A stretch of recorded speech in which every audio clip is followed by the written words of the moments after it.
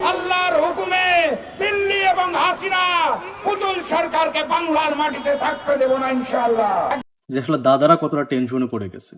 তাদের সাথে কথা বলেও জেনেছিলাম যে ফেব্রুয়ারির প্রথম সপ্তাহের ভেতরে আমেরিকা তাদের কিছু একটা জানাবে, বা এখনো সেই আমেরিকা যে জানায় নাই বলে জানাবেই না কোনো কিছু তা না। আমেরিকা, আমি যার উদ্ধৃতি করছি, ওনার নাম বলছি না, আপনারা চেনেন ওনাকে সবাই, উনি 1-to-1 আমেরিকার এখানকার যারা আছেন তাদের সাথে তার কথা হয়েছে এবং তিনি তারা তাকে জানিয়েছেন যে গুয়েতেমালাতে আমরা তো 3 মাস পরেও দিয়েছি। লক্ষ্মীপুরে বাসর করা নববধূর ছেলে সন্তান জন্ম দিয়েছেন, স্বামী হতাশ। অভিযুক্ত নববধূর পিতা নুন নবীর বিরুদ্ধে অভিযোগ করেন স্থানীয় এলাকাবাসী। বিয়ে করলাম কালকে, বাচ্চা হইলো এই রাত্রে, আমি তার টাচও করি না। হুজুররা জানে এই দেশে ইসলাম আছে, ইসলাম কায়েম হয়েছে। এখন হুজুররা যদি এইটা বিশ্বাস করা শুরু করে যে এই দেশে ইসলাম কায়েম হয়েছে, তাহলে ওরা খাবে কি? ফলে ওরা একটা কল্পিত শত্রু বের করে। পুরুষ মানুষের ফুর্তি লাগে। এখানে আপনারা যারা বলেন যে নারীবাদী, তারপর ধর্ম, সাম্প্রদায়িকতা সবকিছু নিয়েই এই বইয়ের মধ্যে লেখা আছে। আসসালামু আলাইকুম দর্শক, ভিডিওর শুরুতেই কয়েকটি ভিডিও ফুটেজের অংশ বিশেষ দেখেছেন। আজকে মূলত কয়েকটি বিষয় নিয়ে আজকের ভিডিওটি সাজানো হয়েছে। অবশেষে প্রধানমন্ত্রী শেখ হাসিনাকে দেশে থাকতে দেওয়া হবে না, সরকারকে এদেশ থেকে তাড়িয়ে দেওয়া হবে, কথাটি বলেছেন একজন নেতাকর্মী, হুঙ্কার দিয়েছেন, যেটা সোশ্যাল মিডিয়ায় তুমুল আকারে ভাইরাল হয়েছে। এবং কি প্রিয় দর্শক শ্রোতা, বিয়ে করে বাসর ঘরেই সন্তানের জন্ম দিয়েছে একজন নববধূ। প্রিয় দর্শক, মুহূর্তেই ভিডিওটি সোশ্যাল মিডিয়া ভাইরাল। অবাক করা বিষয়, বিয়ের রাতেই বাসর ঘরে সন্তান জন্ম দিয়েছে, অবাক করা বিষয় না? এই একটি ভিডিও আপনাদের সাথে শেয়ার করব। শরীফ শরীফা গল্পের বিষয়টি নিয়ে একজন ওই পক্ষে অর্থাৎ ট্রান্সজেন্ডারের পক্ষ নিয়ে একজন মহিলা কি বলতেছে শুনলেই বুঝতে পারবেন। এবং কি বইমেলাতে গিয়ে আবারও হুজুরদের নিয়ে নতুন করে চুলকানি শুরু হয়েছে নিজুম মজুমদারের, তার একটি ভিডিও সোশ্যাল মিডিয়া ভাইরাল হয়েছে, সেটিও শেয়ার করব। এবং কি প্রিয় দর্শক শ্রোতা, ভারত বাংলাদেশের ইস্যু নিয়ে অবশেষে কঠিন বক্তব্য দিয়েছে বোরহান মাহমুদ। এবং কি সর্বশেষ একটি ভিডিও আপনাদের সাথে শেয়ার করব, সাংবাদিক ইলিয়াস হোসাইন অনেক দিন পরে আবারও লাইভে এসে বাংলাদেশের সরকার প্রধান শেখ হাসিনাকে উদ্দেশ্য করে কিছু কড়া বক্তব্য দিয়েছে। মূলত এই 5টি ভিডিও নিয়ে আপনাদের সম্মুখে হাজির হয়েছি। তো চলুন আর কথা না বাড়াই, এক এক করে ভিডিওগুলো দেখিয়ে নিয়ে আসি। সর্বপ্রথম চলুন ভারত বাংলাদেশের বিষয়টি নিয়ে কী বলতেছে বোরহান মাহমুদ, সেই ভিডিওটি দেখে আসি। আসসালামু আলাইকুম, কেমন আছেন সবাই? কিছু কথা বলি আমার ইন্ডিয়ার দাদাদের নিয়ে, যে আসলে দাদারা কতটা টেনশনে পড়ে গেছে। আপনি জানেন, গত পরশু মেবি 2 দিন আগে একটা পোস্ট করেছিলাম আমি ফেসবুকে, আমার পেজে আর কি পোস্ট করেছিলাম এইভাবে। আপনারা তো জানেন, ইন্ডিয়া যে মালদ্বীপে ভিজিটে যাবে না সিদ্ধান্ত নেওয়ার পরে মালদ্বীপে বাংলাদেশি পর্যটক বাড়ছে হচ্ছে 69%। তার মানে বাংলাদেশ থেকে কিন্তু মালদ্বীপে অনেকে যাওয়া শুরু করছে। তো আমি পোস্টটা এভাবে করেছিলাম যে বাংলাদেশ থেকে আমরা যে 12 থেকে 13 লক্ষ লোক ইন্ডিয়াতে ঘুরতে যাই, আর ইন্ডিয়ার থেকে মাত্র 3 থেকে 4 লক্ষ লোক মালদ্বীপে ঘুরতে যায়। আপনারা তো জানেন মালদ্বীপ একটা মানে পর্যটক নির্ভর একটা দেশ। তো তারা যখন এই সিদ্ধান্ত নেয়, যেহেতু মালদ্বীপে সব থেকে বেশি মানুষ ঘুরতে যায় ইন্ডিয়ার, এই সিদ্ধান্ত নেওয়ার পর তো আমি বললাম যে মালদ্বীপ যেহেতু মুসলিম কান্ট্রি, তো যে 12 থেকে 13 লক্ষ লোক আমরা ইন্ডিয়াতে ঘুরতে যাই, আর ইন্ডিয়া থেকে মাত্র 3 থেকে 4 লক্ষ লোক মালদ্বীপে ঘুরতে যায়, মালদ্বীপে তারা যাবে না সিদ্ধান্ত নিছে। তো আমরা কি করি, এই 12 থেকে 13 লক্ষ লোক থেকে 4 থেকে 5 লক্ষ লোক আমরা মালদ্বীপে ঘুরতে যাই, ইন্ডিয়াতে ঘুরতে না যাই। তো এইটাতে দেখলাম অনেক রিয়াক্ট পড়ছে, এটাতে প্রায় রিচ হচ্ছে 2-3 লাখের উপরে। তো এখানে ইন্ডিয়ার কিছু দাদারা কিছু প্রশ্ন মানে কমেন্ট করছে, তাদের কমেন্টের উত্তর না দিয়ে পারলাম না। তারা এইভাবে বলছে যে মালদ্বীপে নাকি বাংলাদেশিরা ইন্ডিয়ানরা গিয়ে আপনার টয়লেট করে, সেই টয়লেট পরিষ্কার করে বাংলাদেশিরা, এটা বলছে। আর বলছে যে আমরা মানে পণ্য দিব না, সম্পূর্ণরূপে আমরা পণ্য দিয়ে দিতাম না, বাংলাদেশকে দিবে না তারা পণ্য, আমরা সম্পূর্ণ পণ্য বয়কট করি, এটা তারা চায়। কথাগুলো বলবো, আরো অনেক কথা বলছে, অনেক ছোট করে কথা বলছে। তো কথাগুলো আমি আপনাদের বলি। বাংলা ভাষাভাষী যারা ইন্ডিয়ান আছেন তাদেরকে উদ্দেশ্য করে একটা কথা বলি। পশ্চিমবঙ্গের যে দাদারা আছেন তাদেরকে বলি, আপনাদের রাজ্যের স্বাদের একটা দেশ আমরা, কিন্তু আমরা স্বাধীন এই জন্য আমাদের মাথাপিছু আয় কত, আর আপনাদের মাথাপিছু আয় কত? অ্যাটলিস্ট আপনাদের নিয়ে চিন্তা করেন, আপনাদের অধিকার আদায়ের জন্য চেষ্টা করেন। অনেক কিছুই দেখছি, আপনারা যে বলেন যে বাংলাদেশ গরিব, হ্যান ত্যান, আচ্ছা মানলাম আমরা গরিব, আমরা ফকির। আপনার যে অঞ্চলে আপনি আছেন, এই অঞ্চলের মানুষের মাথাপিছু আয় কত? আপনাদের এই অঞ্চলের একটা প্রদেশ থেকে বাংলাদেশ ছোট, তো বাংলাদেশের একজন মানুষের মাথাপিছু আয় থেকে আপনারা তো পিছিয়ে আছেন। নিজেদের অধিকার আদায়ের জন্য কাজ করেন, বাংলাদেশের পিছিয়ে পড়ে লাভ নাই। আপনারা তো আপনার দেশের থেকে অধিকার আদায় করতে পারতেছেন না, বাংলাদেশের পিছিয়ে পড়ে থেকে কি লাভ? আর যে বলছেন না বাংলাদেশ মানে ইন্ডিয়ানরা মালদ্বীপে গিয়ে মানে টয়লেট করার বাঙালিরা পরিষ্কার করে, সেটা বলছেন না। বাংলাদেশে এসে আপনার ইন্ডিয়ানরা টয়লেট পরিষ্কার করে, বাংলাদেশে 4.5 লক্ষ লোক অবৈধ কাজ করে ইন্ডিয়ান। এটা তো মানে গুগলের সার্চে আর কি পাইছি, আর প্রকৃত সংখ্যা হিসাব করলে তো মনে করেন যে কত বেরোবে এইসব ছাড়া। আর একটা কথা আপনাকে বলি, সাপোজ আপনার একটা সুপার শপ আছে, ধরেন একটা রেস্টুরেন্ট আছে আপনার, এখন কাস্টমার সাথে যদি আপনি ভালো ব্যবহার না করেন, আপনার রেস্টুরেন্টে যদি কাস্টমার না যায়, আপনার রেস্টুরেন্ট চলবে না। দাদা একটা কথা মাথায় রাখবেন, সেটা হচ্ছে আমরা কিন্তু ইন্ডিয়া থেকে কিনি, আমরা ইন্ডিয়ায় বিক্রি করি না। ইন্ডিয়া আমাদের বাজার না, ইন্ডিয়ার বাজার বাংলাদেশ। আমাদের কেনার ক্ষমতা আছে, আমরা বিক্রি করি না। সেই ক্ষেত্রে আপনাকে বিক্রি করতে হলে কাস্টমারের সাথে সুন্দর ব্যবহার করতে হবে। বাংলাদেশের জনগণের সাথে যদি আপনি সুন্দর ব্যবহার না করেন, আপনারা যেভাবে বলতেছেন ক্ষতিটা আপনার দেশের হবে, আমাদের হবে না। দেখেন আমরা কিন্তু ভিন্ন ওয়ে বেছে নিবই। ইন্ডিয়াতে যারা ট্রিটমেন্ট করতে যাইতো অনেকেই যাবে না, ইন্ডিয়াতে যে মানুষগুলো ভিজিটে যাইতো অনেকে যাবে না। আপনি একটু চিন্তা করবেন, প্রতি বছর 1,10,000 কোটি রুপি বাংলাদেশে ব্যবসা করে, অনলি বিজনেস পারপাসে যায়, যে প্রোডাক্ট বিক্রি করেন আপনারা এইটা। আর 12-13 লক্ষ ভিজিট তো বাদ দিলাম, 25 লক্ষ চিকিৎসা নিতে যায় সেটা তো বাদই দিলাম। আমাদের সাথে কত বিলিয়ন ডলারের বিজনেস করেন জানেন? 3 লক্ষ কোটি রুপির উপরে প্রতি বছর বিজনেস করেন। তো আমাদের সাথে যদি আপনি দুর্ব্যবহার করেন, এটা কি কখনো টিকবে? কাস্টমারের সাথে দুর্ব্যবহার করে ব্যবসায় টিকে থাকা যায় না। এই জন্য আপনার কাস্টমারের সাথে ভালো ব্যবহার করতে হবে। আর মেন কথা হচ্ছে, আপনারা তো জানেন যে কলকাতাতে যদি বাংলাদেশি লোক না যায়, কলকাতার ব্যবসায়ীরা ওই দোকান বন্ধ করতে বাধ্য হবে, অন্য কিছু চিন্তা করবে। প্রিয় দর্শক শ্রোতা, বোরহান মাহমুদের কথাগুলো আপনারা শুনলেন। অবশ্যই আপনাদের মূল্যবান মতামত ভিডিওর কমেন্ট বক্সে জানাতে ভুলবেন না। এবার আমরা 2 নম্বর ভিডিও ফুটেজ আপনাদের সাথে শেয়ার করব। হুজুরদের নিয়ে আবারও নতুন করে চুলকানি শুরু হয়েছে নিজুম মজুমদারের। এর আগেও কিন্তু আলেম ওলামাদের নিয়ে নানান ধরনের চুলকানি হয়েছিল, তার নানান ধরনের সমালোচিত হয়েছিল, আবারও শুরু করেছে। চলুন দ্বিতীয় ভিডিওটি দেখে আসি। হুজুররা সবসময় তাদের জীবনে একটা পাঞ্চিং ব্যাগ খোঁজে, কারণ হুজুররা জানে এই দেশে ইসলাম আছে, ইসলাম কায়েম হয়েছে। এখন হুজুররা যদি এইটা বিশ্বাস করা শুরু করে যে এই দেশে ইসলাম কায়েম হয়েছে, তাহলে ওরা খাবে কি? ফলে ওরা একটা কল্পিত শত্রু বের করে। তো ওরা তেমন একটা শত্রু পায় না, আমাদের মতো 2-1জনকে পেলে এটা তাদের একটা অন্যের মতো, খাদ্যের মতো। আমি যদি না থাকি তাহলে ওরা নাস্তিক বলবে কাকে? আর নাস্তিক যদি না বলতে পারে তাহলে ওরা ওয়াজ করবে কি নিয়ে? ওয়াজের যেই ধরেন চিল্লায় বলেন ঠিক কিনা কোম্পানি, এরা যদি ধরেন ওয়াজে চিল্লাচিল্লি না করে, তাহলে লোকজন তো, আর আমাদের দেশের পাঠকরা, দর্শকরা এমন, এগুলো দেখতেই যায়। সো আমার কাছে আমার নিজেকে মনে হয় পাঞ্চিং ব্যাগের মতো, যে যখন যেই হুজুরের ইচ্ছা একটা গালি দিয়ে চলে গেল। বাট আমি তো মাইন্ড করি না, কারণ অশিক্ষিত মূর্খ মৌলবাদীদের কথা আমি সাধারণত কিছু মনে করি না।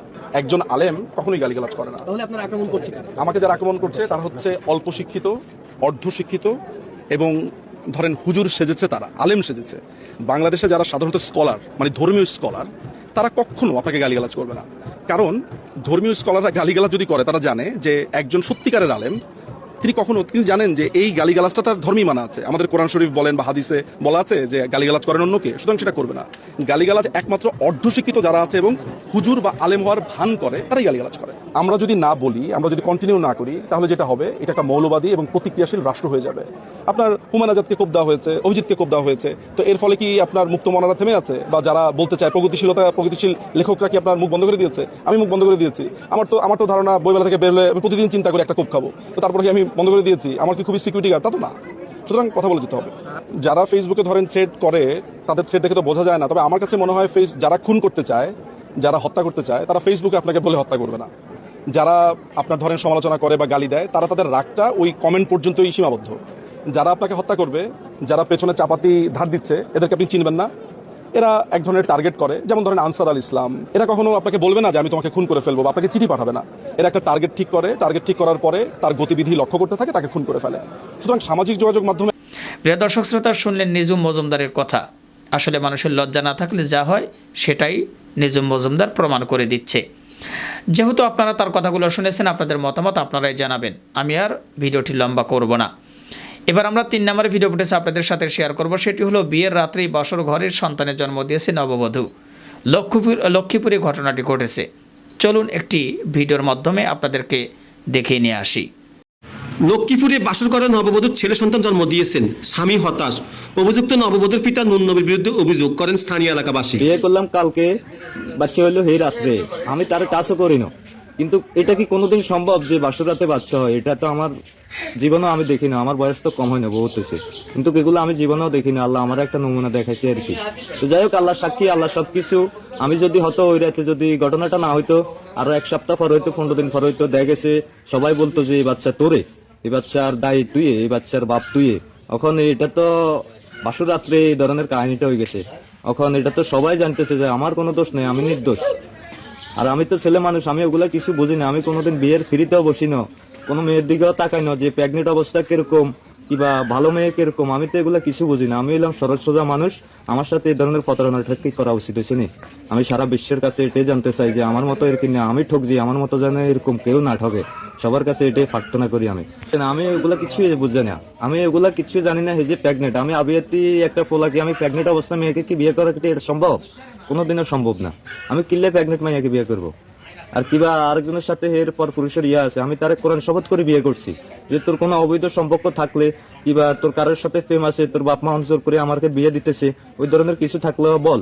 আমি কোরআন শপথ করি ওকে কইছি, আর ও কইছে যে না আমার ওই ধরনের কিছু নাই। তখন আমি তারে বিশ্বাস না করি, আমি আল্লাহর পবিত্র কোরআনকে বিশ্বাস করছি। ওই আল্লাহর পবিত্র কোরআনে আমাকে ওই রাতে আমাকে দেখায় দিছে যে আল্লাহর পবিত্র কোরআন কত সাক্ষী।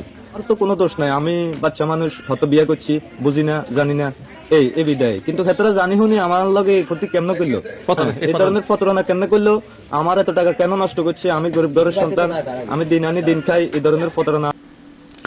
6টি ভিডিওর ভিতরে 3টি ভিডিও আপনাদের সাথে শেয়ার করলাম প্রিয় দর্শক শ্রোতা, আর 3টি ভিডিও আপনাদের সাথে 5টি ভিডিওর ভিতর থেকে 3টি ভিডিও আপনাদের সাথে শেয়ার করেছি, আর 2টি ভিডিও আপনাদের সাথে শেয়ার করব। প্রিয় দর্শক শ্রোতা, এবার আমরা সেই ভিডিওটি আপনাদের সাথে শেয়ার করব। সেটি হলো শরীফা গল্পের ইস্যুতে অবশেষে বইমেলাতে গিয়ে একজন মেয়ে কি বলতেছে, শুনলে অবাক হবেন। চলুন শুনে আসি। শরীফ থেকে শরীফা কে বয়কট করো, ঠিক আছে, ওকে মারো, ওকে ফাঁসিতে চড়াও। পুরুষ মানুষের ফুর্তি লাগে। এখানে আপনারা যারা বলেন যে নারীবাদী, তারপর ধর্ম, সাম্প্রদায়িকতা সবকিছু নিয়েই এই বইয়ের মধ্যে লেখা আছে, ঠিক আছে। এই যেমন ধর্ম সাম্প্রদায়িকতা নিয়ে বন্দিনীর এই কলামে লেখা আছে যে পৃষ্ঠা নাম্বার 91, ধর্ম যেখানে বিপন্ন রক্ষার তাগিদ সেখানে বেশি। তারপর সবচেয়ে আলোচিত নারী প্রেম। আসলে মানুষ সমকামিতাকে কিভাবে দেখছেন, যেমন আমরা সম্প্রতি একটা ঘটনা পড়েছি, যেমন শরীফ থেকে শরীফা, ঠিক আছে, এটা খুবই বহুল আলোচিত। কিন্তু আসলে এই ঘটনাগুলো কি হয়, এটা কি কারো জানার আগ্রহ হয় না? আমরা কি করি, আরে ও তো এরকমই, ও তো ওকে বয়কট করো, ঠিক আছে, ওকে মারো, ওকে ফাঁসিতে চড়াও, ঠিক আছে। কেন তাকে ফাঁসিতে চড়াবো কেন? সে তো মানুষ। তো এখানে আপনারা জানতে পারবেন যে আসলে ধর্ম কি, সাম্প্রদায়িকতা কি, এবং এখানে কিভাবে নির্যাতন করা হয় মানুষকে। তারপর আরো অসংখ্য, যেমন লতা হারবাল, এটা একটা মজার কাহিনী। সেটা হচ্ছে মহিলারা ক্রিম মাখায়। লতা হারবালটা কি? লতা হারবাল মেখে সবাই ফর্সা হয়ে যেতে চায়, যে যতদিন পর্যন্ত জেলখানে আসছি বাইরে বের হয়ে যেন ছেলে পাঠাতে পারি, ঠিক আছে। এটা একটা মজার কাহিনী। এখানে হাসি, কান্না, থ্রিলার, মানে সব ধরনের ভয়াবহ জিনিসপত্রগুলো অনেক সুন্দর সুনিপুণভাবে বর্ণনা করছে। তার লেখার হাত সম্পর্কে যদি কল্পনা, উনি কিন্তু আগে কোনোদিন লিখেন নাই। এই লেখাটা খুবই রোমহর্ষক। এটা প্রত্যেকটা পাতায় যদি উল্টান আপনি, একটাও বানোয়াট কোনো কল্পনা চরিত্র নাই। এখানে প্রত্যেকটা লেখাই বাস্তবিক আর মানুষের জীবন থেকে নেওয়া প্রত্যেকটা ঘটনা। এই যেমন আরো কিছু ঘটনা আছে, আমি যেমন পুরুষ মানুষের ফুর্তি লাগে, ঠিক আছে, এটা কেন, এটা উনি কি বলতে চেয়েছেন, এটা আপনারা এই বই পড়লে জানতে পারবেন। হ্যাঁ, বন্দিনীতে পড়লে জানতে পারবেন। তারপর কিভাবে মানুষকে ব্ল্যাকমেইল, আপনার যত ডিজিটাল মিডিয়া, এই যে একটা ডিজিটাল খবর দেখা যাচ্ছে, ডিজিটাল মিডিয়া, এই ডিজিটাল মিডিয়াতে মানুষকে কিভাবে প্রতারণার ফাঁদে ফেলে, মানুষ কিভাবে ফাঁদে ফেলে আসলে বন্দী হয়, প্রিজনারদের কাহিনী আছে। ডিজিটাল নিরাপত্তা আইন সম্পর্কে এখানে আছে, সিএসএ, সাইবার সিকিউরিটি একটা এখন নতুনই, ঠিক আছে। এই বইটা পড়লে আপনার। প্রিয় দর্শক, এবার আমরা সেই ভিডিওটি আপনাদের সাথে শেয়ার করব। সেটি হলো সরকারকে এ দেশ থেকে তাড়িয়ে দেওয়া হবে, এদেশে তার রক্ষা নেই, এরকম কিছু হুঙ্কার দিয়েছে একজন নেতাকর্মী। চলুন 5 নম্বর ভিডিওটি দেখে আসি। আল্লাহর হুকুমে দিল্লি এবং হাসিনা পুতুল সরকারকে বাংলার মাটিতে থাকতে দেব না ইনশাআল্লাহ। একজন সাধারণ মানুষ হিসেবে আপনাদের বলতে চাই, রাজপথে নেমে আসুন, আপনাদের পাশেই দাঁড়াবো। যদি গুলি আসে আপনাদের আগে নিচে গুলি খেতে প্রস্তুত আছি, কিন্তু এই নতুন মুক্তিযুদ্ধের মাধ্যমে বাংলাদেশকে স্বাধীন করা হবে ইনশাআল্লাহ। ফেনী জেলার ছাগলনাইয়া সীমান্তে ওপারে দাদাবাবুদের রক্ষী বাহিনী আমার দেশের 26 জন সাধারণ মানুষকে ধরে বেঁধে ভারতে নিয়ে গিয়েছে। আমার দেশের সীমান্ত রক্ষী বাহিনী কোনো প্রতিবাদ করতে পারে নাই, প্রতিরোধ করতে পারে নাই, পাল্টা গুলি ছুটতে পারে নাই। তারা একটি পতাকা মিটিং করেছেন এবং মিটিং করে এসে জানিয়েছেন যে ভারতীয় সীমান্ত রক্ষী বাহিনী স্বীকার করেছে আমার দেশের 26 জনকে তারা নিয়েছে। এখন এই 26 জন জীবিতভাবে ফেরত আসবে নাকি তাদের লাশ আসবে আমরা জানি না, কিন্তু আমার দেশের পররাষ্ট্রমন্ত্রী এই মুহূর্তে সেই ভারতে বসে দিল্লির পা চাচ্ছে, কোনো প্রতিবাদ করতে পারে নাই। নীরব প্রতিবাদের সময় শেষ। যেভাবে সাইফুল হক গর্জে উঠেছেন, যেভাবে মাহমুদুর রহমান মান্না গর্জে উঠেছেন, যেভাবে গণতন্ত্র মঞ্চ, ভারত দলীয় জোট বিএনপি সহ যুগপৎ আন্দোলনের সবাই গর্জে উঠেছেন। আমাদের সাথে সাধারণ জনগণ আপনাদের এবার রাজপথে নেমে আসার পালা। ইনশাআল্লাহ ফয়সালা বাংলার মাটিতেই হবে। আল্লাহর হুকুমে দিল্লি এবং হাসিনা পুতুল সরকারকে বাংলার মাটিতে থাকতে দেব না ইনশাআল্লাহ। নির্বাচনকে বর্জন করেছিল, বয়কট করেছিল এবং তারা স্পষ্ট ভাষায় জানিয়ে দিয়েছে ভারতের দিল্লির পুতুল সরকার শেখ হাসিনাকে আমরা চাই না। তাই আজকে এখানে মানুষের গণস্বাক্ষর স্বতঃস্ফূর্তভাবে চলছে। সংগ্রামী সাথী এবং বন্ধুগণ, আজকে এখানে যিনি বসে আছেন সাইফুল হক, যিনি পথে আছেন আসছেন মাহমুদুর রহমান মান্না, আমি এখানে বসে চিন্তা করছিলাম এই বর্ষিয়ান নেতারা এখনো এই বয়সে এসে জনতার কাতারে আপনাদের সাথে একত্রিত হয়েছেন। তারা যদি চাইতেন, একজন সাইফুল হক, একজন মাহমুদুর রহমান মান্না যদি আপোষ করতে চাইতেন তাহলে 7 তারিখ শুধুমাত্র এমপি হতেন না, ওনারা চাইলে মন্ত্রী হতে পারতেন, পতাকাবাহী গাড়িতে করতে পারতেন। কিন্তু তারা আপোষের সামনে মাথা নত করেন নাই। আমরা আপোষের সাথে মাথা নত করি নাই, কারণ আমরা জনগণের সাথে আছি। আমরা একটি গণতান্ত্রিক দেশ চাই, যেই দেশের মানুষ নিজেরা ভোট দিয়ে নির্ধারণ করবেন কে এমপি হবেন আর কে প্রধানমন্ত্রী হবেন। আপনারা সবই জানেন এবং বুঝেন, আন্দোলনটা শুধুমাত্র শেখ হাসিনা এবং আওয়ামী লীগের বিরুদ্ধে নয়। আজকের এই আন্দোলন বহির্বিশ্বে আমাদের বন্ধুপ্রতিম দেশ নামে পরিচিত ভারতের বিরুদ্ধে হচ্ছে। কারণ ওই ভারতের সহযোগিতায় বাংলাদেশের মসনদে আজকে দিল্লির পুতুল সরকার বসেছে। সংগ্রামী সাথী এবং বন্ধুগণ, আমার দেশের আজ্ঞাবহ পররাষ্ট্রমন্ত্রী ভারত সফরে গিয়েছেন। বন্ধুপ্রতিম রাষ্ট্র ভারত পররাষ্ট্রমন্ত্রীকে গ্রহণ করার জন্য বাংলাদেশে মেসেজ দিয়েছেন, উপহার দিয়েছেন। শুধুমাত্র পররাষ্ট্রমন্ত্রীকে তারা গ্রহণ করেন নাই, সাথে আরো স্পেশাল বিশেষ 26 জন অতিথিকে তারা গ্রহণ করেছেন। তাদেরকে প্লেনে নেওয়া হয় নাই। আপনারা জানেন, ফেনী জেলার ছাগলনাইয়া সীমান্তে ওপারের দাদাবাবুদের রক্ষী বাহিনী আমার দেশের 26 জন সাধারণ মানুষকে ধরে বেঁধে ভারতে নিয়ে গিয়েছে। আমার দেশের সীমান্ত রক্ষী বাহিনী কোনো প্রতিবাদ করতে পারে নাই, প্রতিরোধ করতে পারে নাই, পাল্টা গুলি ছুটতে পারে নাই। তারা একটি পতাকা মিটিং করেছেন এবং মিটিং করে এসে জানিয়েছেন যে ভারতীয় সীমান্ত রক্ষী বাহিনী স্বীকার করেছে আমার দেশের 26 জনকে তারা নিয়েছে। এখন এই 26 জন জীবিতভাবে ফেরত আসবে নাকি তাদের লাশ আসবে আমরা জানি না, কিন্তু আমার দেশের পররাষ্ট্রমন্ত্রী এই মুহূর্তে সেই ভারতে বসে দিল্লির। প্রিয় দর্শক শ্রোতা, আমি ভুল বলেছিলাম যে 5টি ভিডিও, মূলত 6টি ভিডিও নিয়ে আসা। এবার আমরা শেষ ভিডিওটি দেখাবো সাংবাদিক ইলিয়াস হোসেনের সেই বক্তব্য। তো মাঝখানে একটি কথা বলে নিচ্ছি, সেটি হলো যারা এখন পর্যন্ত আমাদের চ্যানেলটি সাবস্ক্রাইব করেনি, প্রতিনিয়ত সকল প্রকার নিত্য নতুন আপডেটগুলো পেতে আমাদের চ্যানেলটি সাবস্ক্রাইব করে আমাদের সাথে থাকবেন। চলুন প্রিয় দর্শক শ্রোতা, সাংবাদিক ইলিয়াস হোসেনের কিছু তথ্যবহুল আলোচনা শুনে আসি। আসসালামু আলাইকুম। জানুয়ারির 7 তারিখে বাংলাদেশে নির্বাচন শেষ হয়েছে। আজকে আমি যখন এই ভিডিওটা রেকর্ড করছি তখন আমেরিকার সময় অনুযায়ী ফেব্রুয়ারির 7 তারিখ। মাঝখানে রাজনীতি, ভোট, নির্বাচন কোনো বিষয় নিয়ে কোনো কথাবার্তা বলি নাই। আগে অনেক কথাবার্তা বলেছি, যেই কথাগুলো আপনাদেরকে আমি আগেও যেটা বলেছি যে শেখ হাসিনার বিরুদ্ধে মার্কিন যুক্তরাষ্ট্র কিংবা আপনার বিদেশি যেসব ইউরোপীয় ইউনিয়ন সহ অন্যান্য যারা জাতিসংঘ যে চাপগুলো ছিল, শেখ হাসিনা নিজেও বলেছেন কি কি সমস্যা তার বিরুদ্ধে তারা কাজ করছে।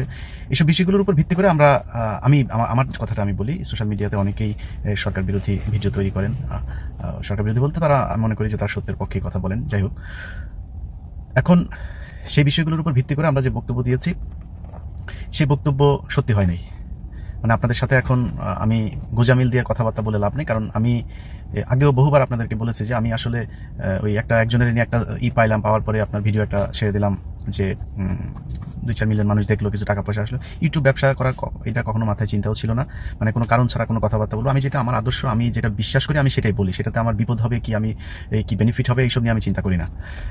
এখনও সেই একই কথা বলছি যে আমাদের দেশের আওয়ামী লীগ কিংবা ভারতের যে অবস্থা ছিল তারা এখনও সেই অবস্থাতে আছে। আমি তাদেরকে আমার এই হৃদয়ের একেবারে সর্বোচ্চ যে গভীরতম জায়গাটা আছে সেখান থেকে তাদেরকে ঘৃণা করি। আমি যদি জীবনেও ভিডিও তৈরি না করি, তারপরেও কোনোদিন এরকম কোনো শেপে আমাকে কেউ দেখবেন না যে আমি কোনোদিন কোনোভাবে কোনো সুযোগ নিয়ে আওয়ামী লীগ কিংবা ভারতের পক্ষে কথাবার্তা বলবো। এটা আমি জন্মগতভাবেই পাইনি, আমার রক্তের ভেতরেই এটা নাই, মানুষের সাথে বেইমানি করা। আমি যদি কাউকে ঘৃণা করি আমি সরাসরি বলবো, কাউকে যদি পছন্দ করি আমি বলবো যে ভাই আমি আপনাকে পছন্দ করি।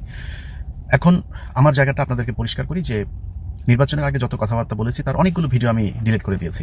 অনেকগুলো, আপনি আমার চ্যানেলে গেলে দেখবেন যে ভিডিওগুলো আমি যে মিথ্যা বলেছি সেটা না, আমার অনেক সোর্স ভুল হতে পারে, অনেক কথা পরবর্তীতে সত্য নাও হতে পারে, সেটা না, সেই কারণে আমি ভিডিও করি নাই। ভিডিওটা ডিলিট করেছি কারণ এটার কার্যকারিতা শেষ। আজকে যেই ফেব্রুয়ারির 7 তারিখ যাচ্ছে, খুব বিশ্বস্ত জায়গা থেকে যারা ফালতু কথাবার্তা বলে না, যাদের সাথে আমেরিকার কানেকশন আছে, তাদের সাথে কথা বলেও জেনেছিলাম যে ফেব্রুয়ারির প্রথম সপ্তাহের ভেতরে আমেরিকা তাদের কিছু একটা জানাবে, বা এখনো সেই আমেরিকা যে জানায় নাই বলে জানাবেই না কোনো কিছু তা না। আমেরিকা, আমি যার উদ্ধৃতি করছি, ওনার নাম বলছি না, আপনারা চেনেন ওনাকে সবাই, উনি 1-to-1 আমেরিকার এখানকার যারা আছেন তাদের সাথে তার কথা হয়েছে, এবং তিনি তারা তাকে জানিয়েছেন যে গুয়েতেমালাতে আমরা তো 3 মাস পরেও দিয়েছি স্যাংশন, তোমাদের তো এখনো 3 মাস হয়নি। এই কথা বলছে আরো প্রায় 15-20 দিন আগে ওনার সাথে আমার শোনা এই কথাটা। হয়তো হতে পারে, কিন্তু আমি ব্যক্তিগতভাবে মার্কিন যুক্তরাষ্ট্রের যেই অবস্থান, তাদের যে ওয়েতে তারা অ্যাক্ট করছে, আমি এটাতে সন্তুষ্ট না।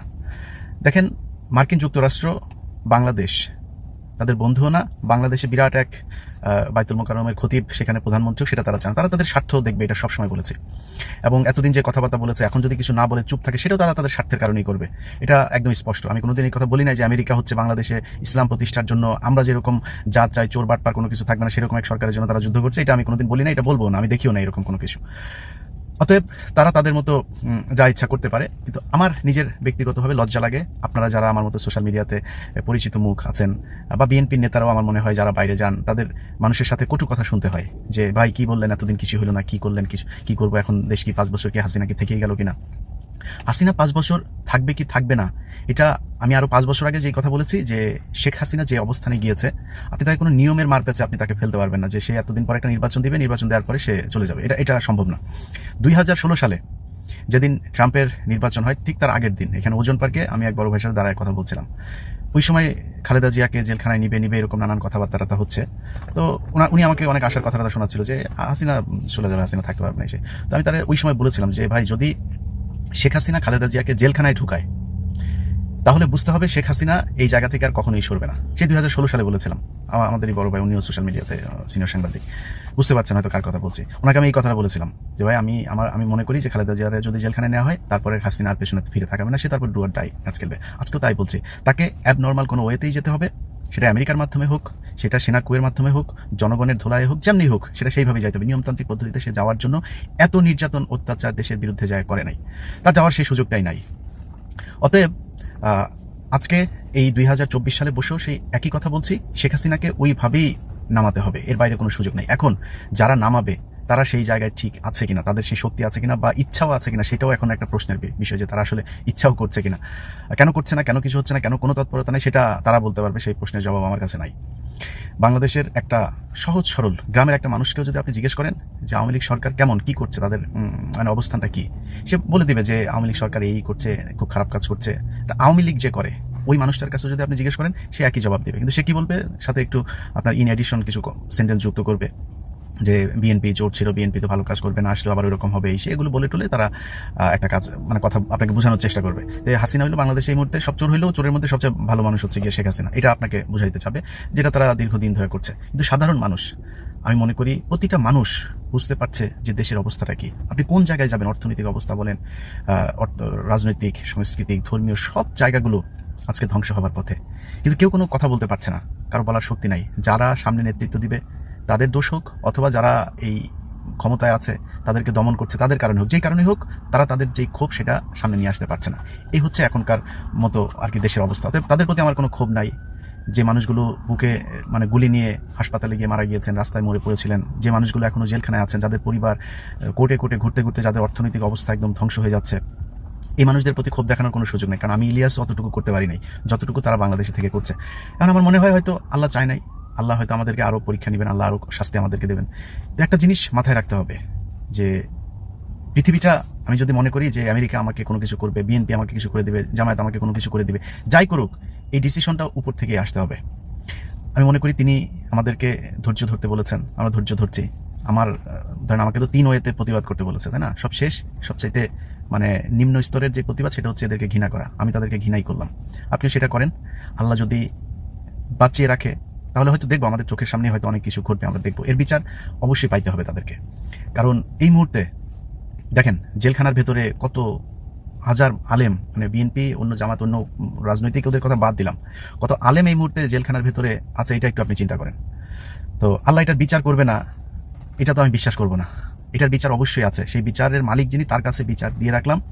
ইনশাল্লাহ সেটা শেষ যেই দিন, সেদিন দেখবো যে এটার কি হয়, কিভাবে আল্লাহ বিচার করেন। ওই দিন আপনাদের সামনে এই বিষয়গুলো নিয়ে আবার পর্যালোচনা করব। তো এই ছিল প্রিয় দর্শক শ্রোতা আজকের ভিডিও। মূলত 6টি ভিডিও নিয়ে আপনাদের সম্মুখে হাজির হয়েছিলাম। এক এক করে 6টি ভিডিও আপনারা আশা করে দেখেছেন এবং তাদের কথাগুলো শুনেছেন। অবশ্যই আপনাদের মূল্যবান মতামতগুলো ভিডিওর কমেন্ট বক্সে জানাতে ভুলবেন না, আর পারলে ভিডিওটি শেয়ার করে সবাই দেখার সুযোগ করে দিবেন। যাবার আগে আবার বলছি, যারা এখন পর্যন্ত আমাদের চ্যানেলটি সাবস্ক্রাইব করেনি, প্রতিনিয়ত এই ধরনের সকল প্রকার নিত্য নতুন আপডেটগুলো পেতে আমাদের চ্যানেলটি সাবস্ক্রাইব করে আমাদের সাথে থাকবেন। আর যারা সাবস্ক্রাইব করেছেন তাদেরকে অসংখ্য ধন্যবাদ জানিয়ে ভিডিওটি এখানে শেষ করছি। আবারও দেখা হবে, কথা হবে নতুন কোনো টপিক, নতুন কোনো ভিডিও নিয়ে। ভালো থাকবেন সবাই, আল্লাহ হাফেজ।